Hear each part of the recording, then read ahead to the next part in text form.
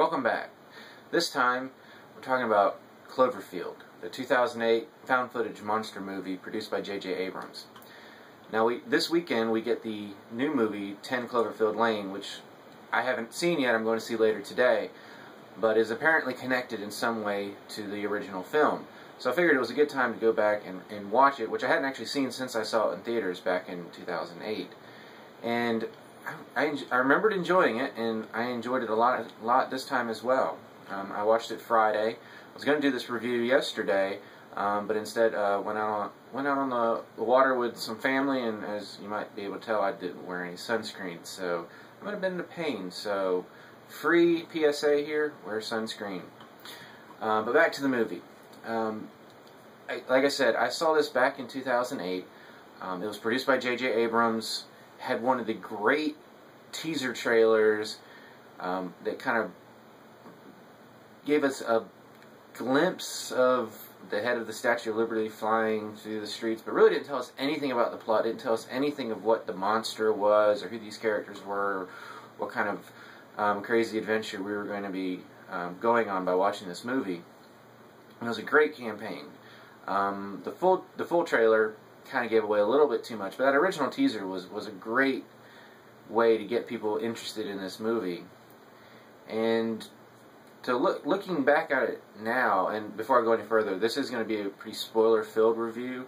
It's been out for 8 years, so I'm not going to be doing any kind of speculation on how it might connect to 10 Cloverfield Lane, since by the time you see this, it's already been out for a couple days, and I'm going to be seeing it in a few hours anyway.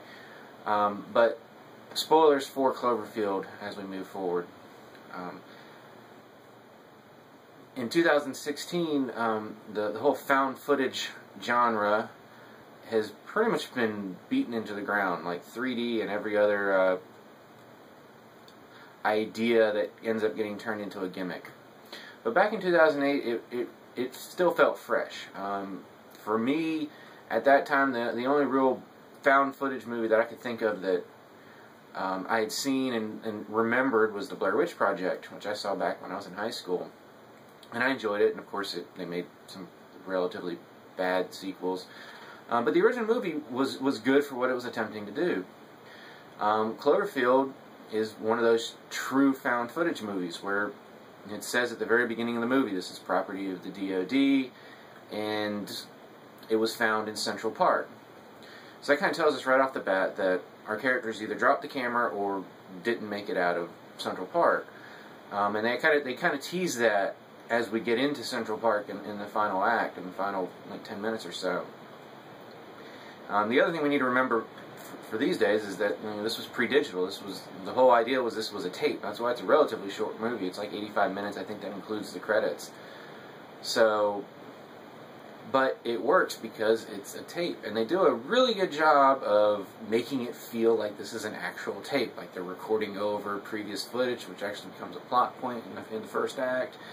I mean, they really did a good job making this feel very real. Kind of going back to the Blair Witch, they did a lot of things. Sci-Fi Channel did a special that really tried to make people believe that this was real, and I have to admit I sort of bought into it for a little while until I saw the movie and realized there's no way this could be real. But it was a way to get me into the theaters, and that worked. But that wasn't what was done here. But watching the movie, the characters, the situation, it really feels real and immediate.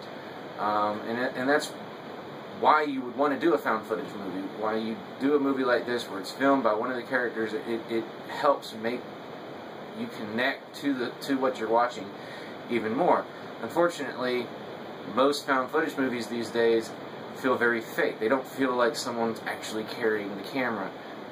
Here, HUD, which was always a play on heads-up display, it feels genuine that he would be carrying this camera, first because he's trying to film his friend's party, and then later, as all the craziness goes, he's like, people need to know what's happening. So, as I said, this is a spoiler-filled review, so I'm assuming if you haven't seen the movie, you stopped then, but if you didn't, the basic plot of the movie is that we're watching a film, a tape, that was found after the fact, but what's being filmed in real time is this guy is documenting his best friend's going away party. And in the midst of this, there's this earthquake and a kind of a roar sound, and it pretty much goes from, hey, we're all having this nice party, there's some girlfriend, best friend drama with one of the characters, and then pretty much all hell breaks loose. And we go from that to craziness in about a 3 to 4 minute period. While we have a pretty large number of people at the party, we basically get cut down to about 5 characters pretty quick. And we have Hud, who's filming everything. We have Rob, who's his best friend, who's the one that was about to leave. We have Jason, who's his brother, Lily, who's Jason's girlfriend, and Marlena, who just was pretty much in the wrong place at the wrong time. It quickly becomes where Rob is trying to get to his best friend slash maybe girlfriend, who's trapped in her apartment, and that's sort of the, not really a MacGuffin, but that's what's driving the characters to do what they do, instead of just trying to get out of New York. And then that's basically it. They're stuck in this monster attack, this giant monster, and you know, pretty clear that they're going to be the heroes to save the day. This isn't like Godzilla. This is just more like a disaster movie. It's a group of people trying to survive a horrible situation. And I have to say, I remember being invested with it 8 years ago, and rewatching it again now, I became quickly invested in the characters. Now, I've said some disparaging things about the found footage genre, but that's basically because, for the most part, people don't get it right, and they just do it because it's cheap. Really, Cloverfield was one of the best found footage movies I've ever seen. I mean, the best, my top, in no particular order, would be The Blair Witch Project, Cloverfield, Chronicle, and that's about it. So, they did a really good job. This was, I'm going to grab my notes here, make sure I get everybody's name right. You know, it's produced by JJ Abrams. He's the one that gets pretty much all the credit. But it was directed by Matt Reeves, who was relatively unknown at that time. This was his feature directorial debut. He followed this up with Let Me In, the horror remake, in 2010, and then did Dawn of the Planet of the Apes, which just missed out my top 10 for that year. And I believe he's attached to War of the Planet of the Apes, which will be the third in this new series. The writer was Drew Goddard, who, again, at that time was mostly known for writing television series. He'd done several episodes of Lost, Buffy the Vampire Slayer, Alias, Angel. Obviously, the Alias connection probably is what got him on the radar for JJ Abrams. Since then, he's written the adaptation of World War Z, which wasn't the best adaptation, let's say. I mean, it was a decent movie, but if you're a fan of the book, no. Then he followed that up with The Martian, which was an excellent adaptation, one of the best adaptations of a book that I had actually read the book before the movie, and earned himself an Oscar nomination. So it had a good crew.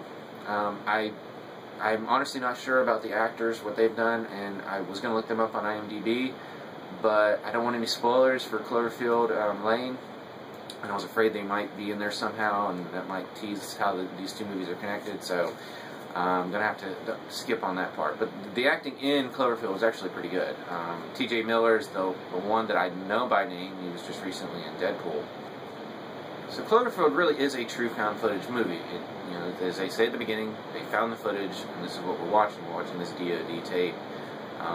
And they kind of tease that in the final act, as I mentioned before, where HUD drops the camera, and you see everyone running away, and like, oh, is this what's going to happen?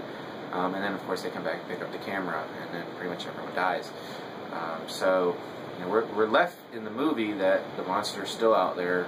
We don't know if this last bombing run, which presumably killed Rob and Beth and buried the camera, destroyed the monster or not.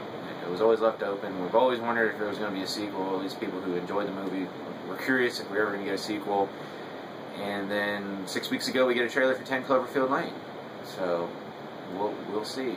As far as Cloverfield goes, if you're a fan of the found footage genre, if you're a fan of just good monster movies like a Godzilla movie, this is a really good one. Now, the found footage, it does get very shaky when they're running through the streets trying to not die. I remember being a little queasy. I don't get motion sickness, but it did bother me if I remember correctly. I watched this on my computer, and even on a relatively small screen, it did kind of bug me a little bit, but not too badly. But if you're prone to that, it's probably not one you're going to want to watch. But that warning aside, this is a movie that's just really fun. It's a short movie. It's like 85 minutes with credits. So it's not going to take up a whole afternoon. But if you're looking for a good, fun movie to watch, there's a lot worse things to find than Cloverfield. So using my new rating system, which is the letter grade system that I started with Zootopia, got to rate this movie, and I'm going to give it a B+. This is a fun movie, enjoyable, good characters, everything just works for me. So hopefully it'll work for you. If you've seen it, let me know. Tell me what you think. Comment below. You can also subscribe so you can find out future reviews. Speaking of future reviews, I'm hoping to see 10 Cloverfield Lane later today, and should have a review of for that shortly. And depending on what we find and the connections between the two movies, I might try to do a spoiler review so we can kind of get a little bit more deeper analysis of that. And until then, I'll see you at the movies.